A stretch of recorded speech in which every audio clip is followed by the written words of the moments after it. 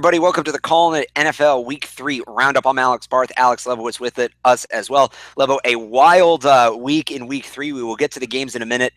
First, just some quick comments off the top. When I started this podcast back in February, my goal was to create an X's and O's inside the lines kind of show. Political issues and civil rights absolutely have their place in sports, and they should be discussed. I just want to create an area where we could discuss the play inside the lines. That being said, the events of this week, I just want us to kind of touch on what's going on the last couple of days. I feel like it would be irresponsible at this point not to mention it. I have my thoughts pre-prepared. Lebowitz has his thoughts pre-prepared. We're not going to debate. We're not going to discuss. We're each just going to share a quick thought on the matter, and then we'll move on to the games. Alex Lebowitz, I will let you go first. Yeah, I think it's pretty nuts what we've seen the past couple of days. I don't think we've ever seen politics so ingrained in professional sports before. This is really something. It's uncharted territory for myself and for you in regard to covering these events. And it's crazy, looking back, like where it all started this past week. It started with Steph Curry not wanting to go to the White House. Then Donald Trump obviously sparked comments. I just think it's odd how we went from a point where taking a knee during the national anthem represented one thing, the Colin Kaepernick issues, Black Lives Matter, and obviously the state of policing in this country, and now it's completely taken a different meaning, and it's kind of to stick it to the president. So it's gone all over the place. My personal opinion, you have the right to take a knee. Yeah, you have the right to do what you want during that national anthem. That's part of what it's about to be an American. So I respect it. Do I agree with it? Not necessarily. I would stand if I was there. I would stand, but I'm not gonna think less of a player for sticking up for what they believe in. And I feel like we've gotten into this whole thing where we see a lot of hypocrisy with people and their beliefs on this matter. But I'm hoping it ends soon because it is tense. It is an emotional thing, and I do want to get back to football. And it is unfortunate that we have to discuss it here because this isn't really the forum that you do that. So, it's been a crazy week, but we had good football today, and it is a lot to talk about. So there is that, and it starts a discussion. Yeah, I don't think I've ever dreaded an NFL Sunday more, just based on the build up to this week. And I'm one who just kind of enjoys the game. I like to block the noise out. I generally don't watch football in large groups to begin with. I hate those promos during the games when they talk about the other shows on the network. I just want my X's and O's talk. I thought, at least from the games I saw, it was handled pretty well. Look, I'm a guy who I will stand for the national anthem in my living room watching the game on TV because that's what I do. I love my country. I have a great respect for my country. And a big reason for that is because I can do this. I can talk in a public forum and say just about whatever I want about just about anybody I want. And I'm very thankful for that because there's a lot of people in the world who don't have that right. That being said, something that comes along with that, again, is the freedom of expression. And I think if you want to kneel, you absolutely should. All the power to the players who did. I respect their choice. I understand why they're doing it. I hope that it does have the desired effect. I hope it creates a dialogue. I hope we can work through some of these issues that are going on. I understand that they're not taking a stand against the military or the national anthem itself. It's just some of the policies in our country, and I understand why they would take that stand. And of course, my thoughts are with them. I just think to have the kind of rhetoric we had from the office, we had it. It's off-putting. It's off-putting, and it almost put a damper on the week. We ended up with a great week, and I think we all got a much needed reminder today why we love sports and why we love football and why it's so important in our society. And on that note, why it's so important. One reason is that it can play with your emotions like nothing else, and certainly the Patriots game did that today. Now we will have a full recap of the Patriots game tomorrow on the show. You can find that on our Twitter page at Callin Podcast. Subscribe on iTunes and SoundCloud as well. So quick thoughts on this one, Lebo, before we go through the rest of the games, because we'll expand tomorrow. And I'm actually going to start, if you don't mind, with a Texans thought. I want a Texans thought on this game. I was very low on Deshaun Watson coming into the season and during the draft. Maybe it was because he beat my Crimson Tide in the national championship. I thought he was one of those guys, like a Tim Tebow, a little better, but a good college quarterback, didn't have the chops for the NFL. I think I was wrong. He was outstanding today. There's only one quarterback in the world that was going to beat him the way he played today. That's 2 times in 3 weeks. The Patriots have seen the best performance from a guy in his career, but Alex Smith is on the back end. Deshaun Watson's just beginning. He was outstanding. He seemed like a cross between Cam Newton, not Cam Newton this year, but like peak Cam Newton and Aaron Rodgers. And I can't wait to see what he has the rest of the year. I think we're going to see him again in the playoffs. I really do. I thought he was really good today. Yeah, he was amazing. The way he and made some really ballsy throws was something you usually don't see from a rookie. And this is a guy who wasn't even starting at the beginning of the season. So to see what we saw from Deshaun Watson was great. That said, there's still concerns on this Patriots defense. There's still holes on this Patriots defense.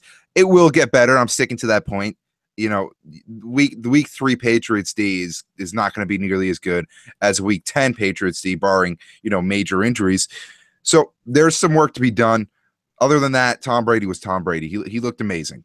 There's no other quarterback who does what he did today. 5 touchdowns, and it seems like he's finally on the same page with Brandon Cooks. Just a lot of really, really great connections between those two. So good game offensively for the Pats. Obviously, they played a really good quarterback in Deshaun Watson, but still a lot of work to do on the defensive end, and I think that's where we stood this time last week.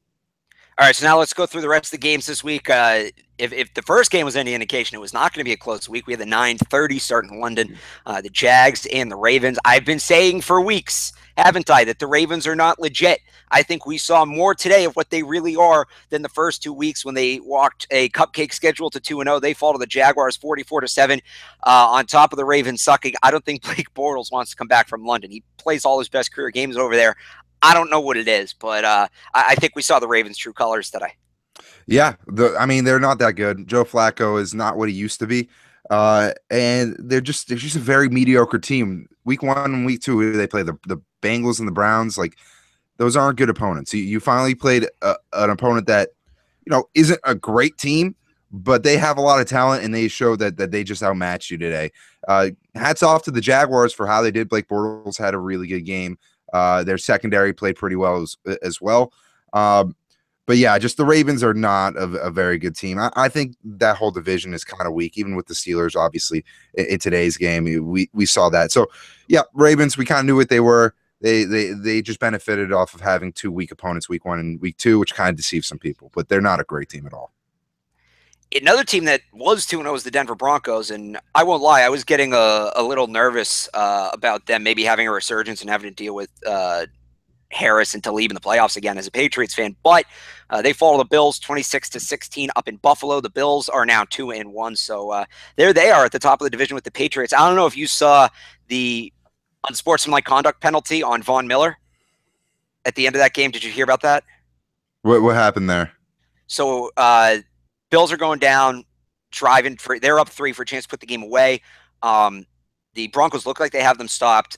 Incomplete pass. Von Miller had pressure on the quarterback, knocks Tyrod Taylor down, goes to help him up, reaches out a hand, and pulls it back, kind of like a too slow sort of thing. Now, apparently these guys know each other. They're close. So they're laughing about it. The ref, not laughing. Unsportsmanlike conduct, 15 yards on Von Miller. Bills score, win the game. One of the softest penalties I've ever seen. Look, by definition, too slowing somebody is unsportsmanlike. I suppose that's not good sportsmanship, but we shouldn't be flagging people for that, especially when Tyrod Taylor knew it was a joke. It's not like he helped them up halfway and dropped them. There was no physical contact. That was a soft look for the NFL, and a big win for the Bills too. We'll throw that in there. Yeah, obviously. I mean, if you can give a quarterback roughing the passer when it might not be roughing the passer, like, Tom Brady gets calls every once in a while, you think they'd give Von Miller the benefit of the doubt. The guy is the best defensive player in football. That's just a lack of respect from the officials there. That's annoying. You got to think, you're in the NFL, it's a fraternity. They do know each other, and Von Miller is not a guy who's of low character. He's a well-respected player. Everyone seems to respect the guy. So that's weak. That is weak. The Broncos, though, I mean, their defense is good. They're pretty good. Not the best game today. It seems like the Bills, by default, are the second best team in the AFC East, especially with the way the Dolphins played today. But yeah, I mean, I was a little worried about this Denver team too, because we saw what they did with a crippled Peyton Manning back in 2015. I didn't want to see them make a run with Trevor Siemian this season. Looks like that won't be the case, though, if they're losing to teams like the Bills. So they're now at 2-1. The Bills are now at 2-1. The Steelers are now at 2-1. 2 weeks ago on this show, I said the Bears had piqued my interest. Matt McCarthy called me out on it. Last week, the Bears get smacked. And just when I'm out, they drag me back in. They beat a good Steelers team 23-17, a touchdown run for Jordan Howard in overtime.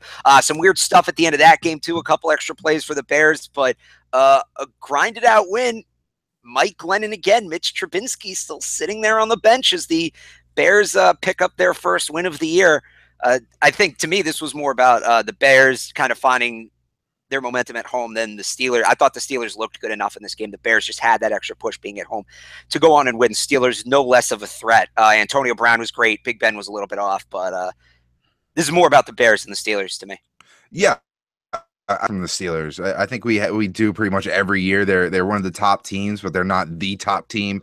That's kind of the same deal this season. I think I agree with you. It's more so the Bears surprising some people with how much of a jump they made from last season to this season, and they've gotten a lot of help from their young guys.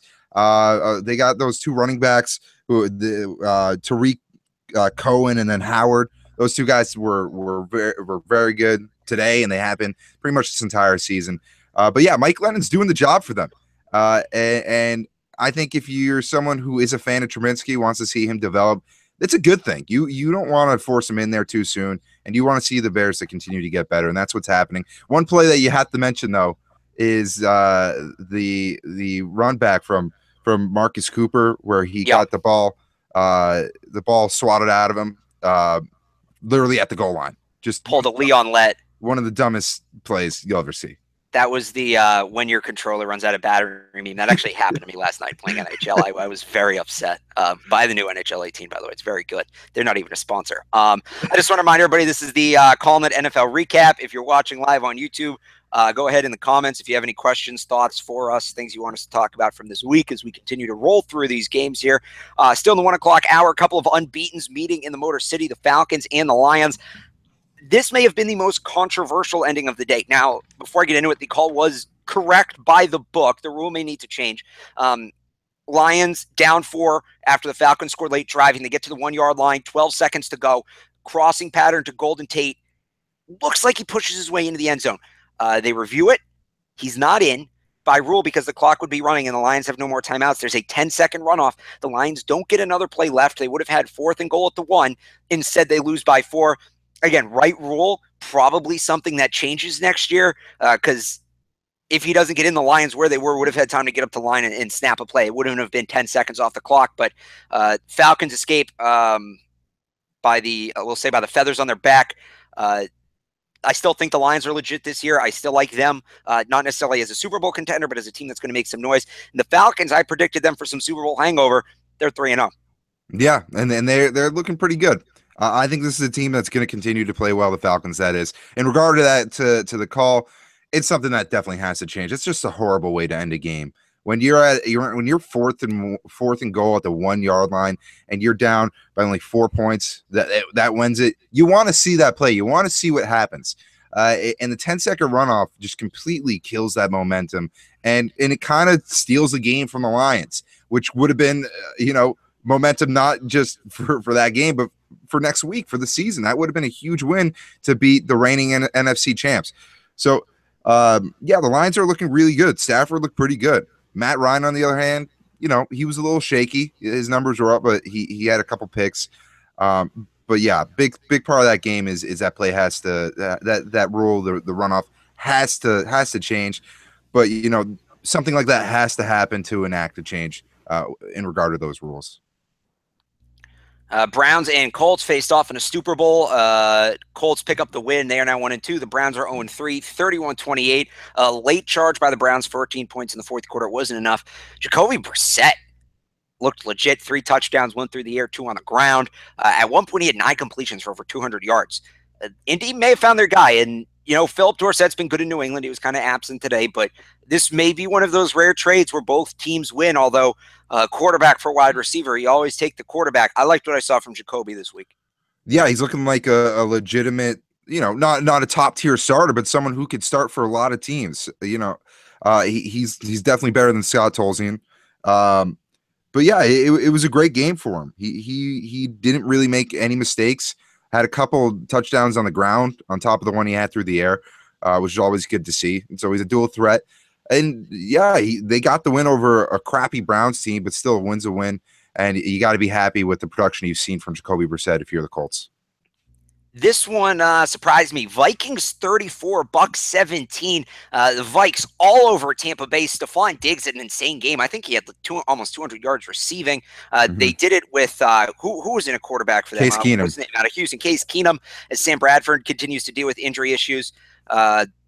Bucks now 1-1 because they had the week off for the Hurricane. Vikings now 2-1. And the Vikings, without their starting quarterback, off to an over 500 start, and Stephon Diggs is really starting to emerge as one of the better pass catchers in this league. You could for sure call today a coming out party for him. Oh yeah, I think he's been on a lot of guys' radar the past couple seasons. He's a really good target for him, and when you have a guy like Case Keenum who hasn't put up these types of numbers since he's been at Houston, University of Houston, a lot of that goes back to not only Stephon Diggs but that offensive line for the Vikings. They played really well. They weren't touching the Bucks weren't touching him. On the other side, with the Buccaneers, Jameis Winston a few mistakes today, and he seems to be in a little bit of a purgatory type state. When's he going to take that jump? We know he has the talent.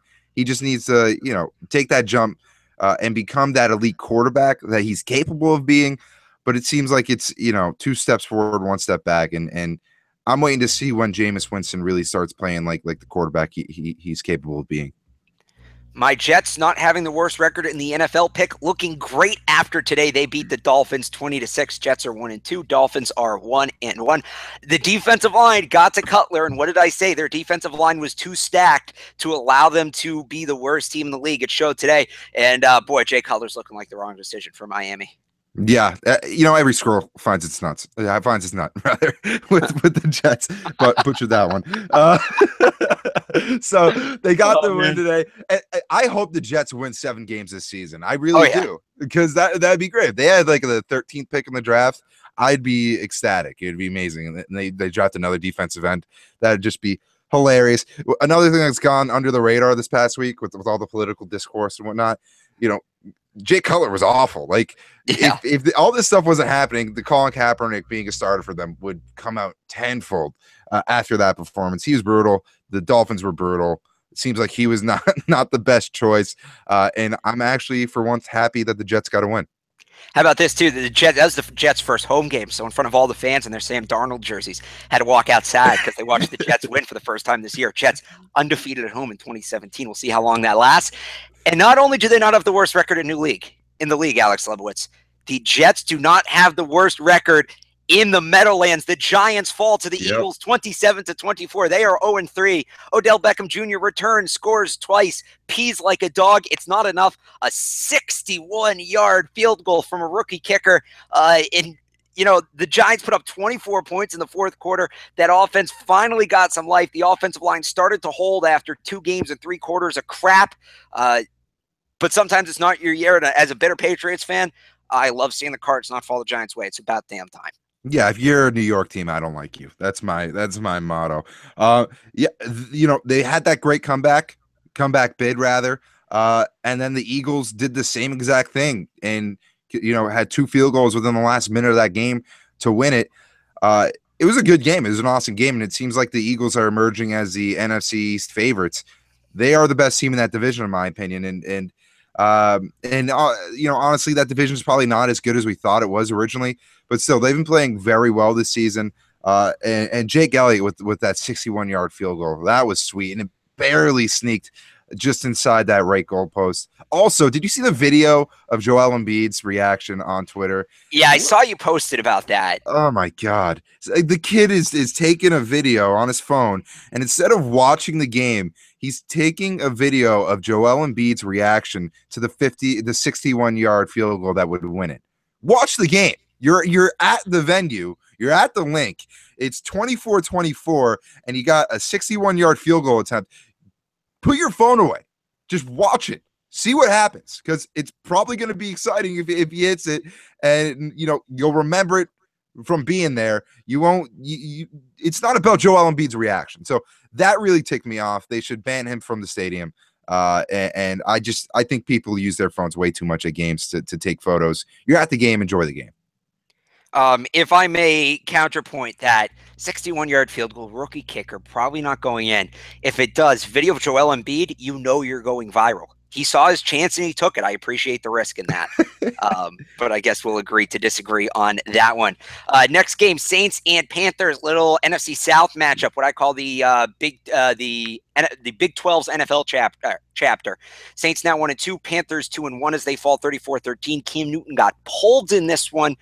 Continues to just be a dizzying mess of teams in the NFC South. Really not. Going into this week, look, the Panthers were 2-0. I didn't think they were great. The Saints I thought were better, but they were 0-2, and now all of a sudden maybe the ship's being righted a little bit.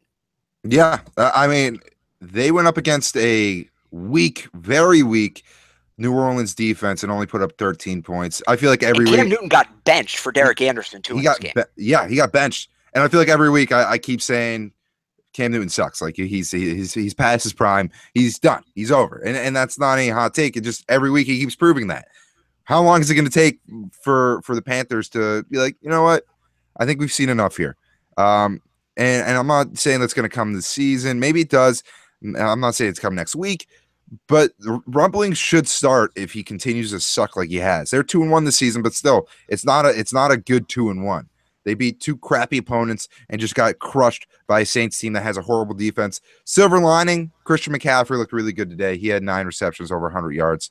So you got a rookie who's contributing. It's just your quarterback, the most important position on your team. You're getting zero production out of them. And what was their win over the Niners? Was it 9-6, 9-3? No, I think they put up 20-3. They put up 20 points on them. Yeah. Okay, they had won like 9-6 game against a bad team.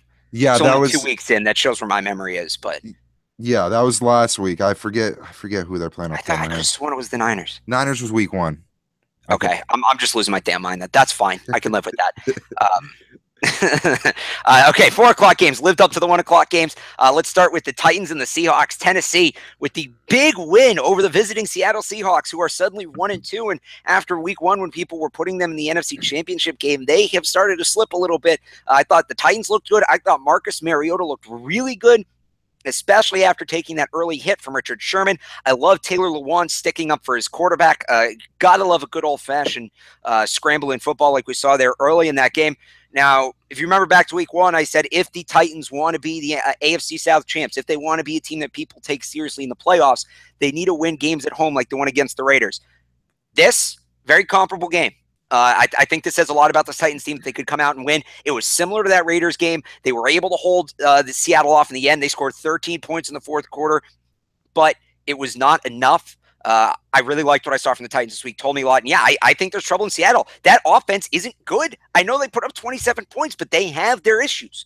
The offensive line isn't great. They're still trying to figure out who their running back is. They have great receivers, but they really do, and they don't use Jimmy Graham as much as they should. I don't think the Seahawks are built for a deep run this year. Could they make the playoffs? Absolutely. But I don't think that team's doing much damage. Yeah, I'm still going to hold off on that take. I said last week that the Seahawks will. But are you concerned about their offense at all? A little bit, but I think they'll figure it out. They have a really good quarterback in Russell Wilson. They still have a lot of the same targets that they've had the past few years. Obviously, the offensive line has been a point of concern, but I think they will figure it out sooner rather than later. This is still the Seattle Seahawks. They have a lot of experience. They have really good coaching. They have a really good defense. It's just a matter of time before they figure it out. With the Titans, though, it's obviously a case of them being, much better than we anticipated them being this year, and getting to the point where we thought they could get sooner than we expected. This is a team that has one of the best young quarterbacks in the game, Marcus Mariota, and a really good offense. And today was a huge win against one of the biggest threats in the NFC. So great game for the Titans. I think that's the most salient thing. The Seahawks have been struggling, but every team struggles every now and then. I think they will pick it up eventually this season. We do have one listener comment I want to throw in before we move on. Sam says that interesting game today. She thinks the Jaguars won big and looks like they're in for an unpredictable year, but I think the Jaguars would take unpredictable over their usual, 5-11 spread. That team could go 8-8 if Bortles plays at the top of his game. They'll have an Yeah, easy schedule. they have talent. Their defense is not bad. Like they have a lot of talent on the defensive end. So they're all right. 8-8 would be fair. Yeah. I think that's their ceiling. All right, moving on. This low key may have been the best game of the day. I know the Patriots one was up there, but you have the Bengals, who have struggled mightily on the season, go into Green Bay, take a huge lead early. Packers come storming back and win it in overtime against Cincinnati, 27-24. You really had today, if you like good quarterback play, Tom Brady and Aaron Rodgers looked just like Tom Brady and Aaron Rodgers. Rodgers led the team down in overtime. Geronimo Allison with what ended up being the game-breaking play has like a 50-yard catch and run, gets him down to the 4, and then the game-winning field goal. But again, I'm going to keep, I think, all year going back to that season opening game against the Packers and the Seahawks, and saying people thought that was going to be the NFC Championship very early. The Bengals aren't a good team, and they took the Packers to overtime at home. I thought Aaron Rodgers looked great today, but we saw the issues with this Packers team. It's very similar to the Seahawks, and it seems to be with a lot of these elite NFL teams. The same goes for the Patriots.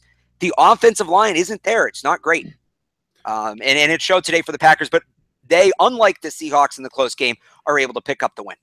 Yeah, and that's the big thing. They got the win with Aaron Rodgers coming through in the clutch. They, obviously have the quarterback, and it just sucks for the Bengals. The one game where they finally get their offense going, and they finally look like they could win a game. Not only any game, a game against the Packers, one of the best teams in the NFL. They get their hearts ripped out by Aaron Rodgers and Green Bay. So great game for Rodgers, and an awesome finish down there in overtime. And that late touchdown in the fourth quarter to tie it. But yeah, I agree with you. I think the one thing that we've seen from this week overall is just that there aren't any like head and shoulder elite teams in the NFL, not even the Patriots right now. Their defense just hasn't been there. They almost lost to the Texans today, and that's not to disparage the Texans, but you look at it, the Seahawks lost, the Packers almost lost, the Patriots almost lost, the Falcons almost lost. Not saying the Lions are any slouches, but there's been a lot of teams that we're used to seeing dominate against these types of opponents. They aren't. It's been very close, and I think that's a good thing overall. I think it's a good thing. You mentioned there's no elite teams. There are only 2 teams at this point that are 3-0. The Raiders are 2-0. They'll go for 3-0 tonight against the Redskins. We'll get into that for a second. One more game. The Chiefs. And if you want to look at the AFC elites, they beat the Patriots week 1 handily. And it's because of Kareem Hunt. He had another big day today. Chiefs beat the Chargers 24-10. Like I mentioned, Chiefs are 3-0. Chargers are now 0-3. A rude awakening waiting for them in Los Angeles. I'm still not buying in on the Chiefs. I'm not going to buy in on a team that's winning because of a rookie running back. That can end very quickly and very roughly for a team. But they're giving fans very few and observers very few reasons to doubt them. Yeah, no, they've been playing really well this season. They're a great team, and I think we've always kind of underestimated the Chiefs because they have Alex Smith as a quarterback. It's just like they're just like a boring team. There's nothing. They're not sexy or anything. But they beat 2 quality opponents week 1 and 2, and today was a big win. They're looking solid. They're looking like they might be the favorites in that division, even over the Raiders. So they're definitely no slouch. I think come playoff time, they're not going to be much of a factor. But you have to be impressed with how they started the season out. The Raiders will try to keep pace tonight. Sunday Night Football kicking off right now. We'll preview real quick. The Raiders visit our nation's capital. They will take on the Redskins, who come in at 1-1. I'm expecting a lot of offense in this game, but I think the Raiders take care of it. It's going to be interesting to see look, they're 2 of the last 3 undefeated teams, so the last 2 undefeated teams in the AFC, the Raiders and the Chiefs. It's going to be interesting to watch them go head-to-head, back and forth. They're basically watching each other. I don't think either one's eyes are really on the Patriots because there's 2 buys. One of them is going to get one of those. The other will probably end up in the wild card. And they don't play each other for another couple of weeks. They don't meet until October 19th, which will be week, if I can count here real quick, I think that's week 7, if my eyes don't deceive me. So a lot of time between now and then to watch these teams face each other. And I'll tell you this, I'm sure Kansas City's watching this game tonight. A big chance for the Raiders on national TV, a team that kind of got shortchanged last year with the Derek Carr injury, to show what they're made, to show the nation what they're made of. Yeah, I've been high on this team since last season. I think everyone is. If you're a fan of Derek Carr in that offense, you got to be. They're a very good team. They're one of the most talented teams in the AFC. They're going up against a Redskins team that I think is somewhat overrated. I think they're going to win this game. I don't. It might be close, but I think the Raiders will have control of it most of the way through. They are on the road. They're going to the East Coast from the West Coast, which always plays a factor. But they're just so talented offensively. We saw them put on a clinic last week. We saw them beat a really good team week 1. So I had the Raiders winning this game, and they're one of the few teams, I'd say them and the Chiefs, that are looking really good early on this season. All right, well, they're getting ready to go in, what is it, Rajon, Maryland. So we'll wrap this up here so you can go watch the game. Tune in tomorrow for the Callin podcast, full show. We'll recap the Patriots game, Red Sox final week of the season. We'll have that. How about this, Lebowitz? Houston Texans today for the Patriots, and really kicked off what's going to be 2 Houston-filled weeks for Boston sports fans. Red Sox play 4 against the Astros to end the season this upcoming weekend, and then we'll probably face the Astros in the first round of the playoffs. So, some good ammo for us heading into this week, and I'm looking forward to seeing replays of that final touchdown throughout the Red Sox Astros 2 series. Yeah, they have to play it, right? Although the Houston Astros series, that 4-game series at the end of the season with the Red Sox, I feel like it's just going to be a bunch of scrubs in. I think we'll know the playoff matchups by then. We'll talk more about that tomorrow. To listen to that show, you can follow us on Twitter at Callin It Podcast. You can also subscribe on iTunes and SoundCloud, Callin It Podcast, IN with a little apostrophe there. So we will talk to you tomorrow. And then, of course, we'll be back same time next week, breaking it down. There's only 3 undefeated teams left. Always good when the undefeated number starts dropping early in the season. How many of them will last one more week? We'll find out about that next Sunday. Until then, he's Alex Lebowitz. I'm Alex Barth. This has been the Callin It Week 3 NFL Roundup. Thanks for watching. I'll talk to you tomorrow. Bye.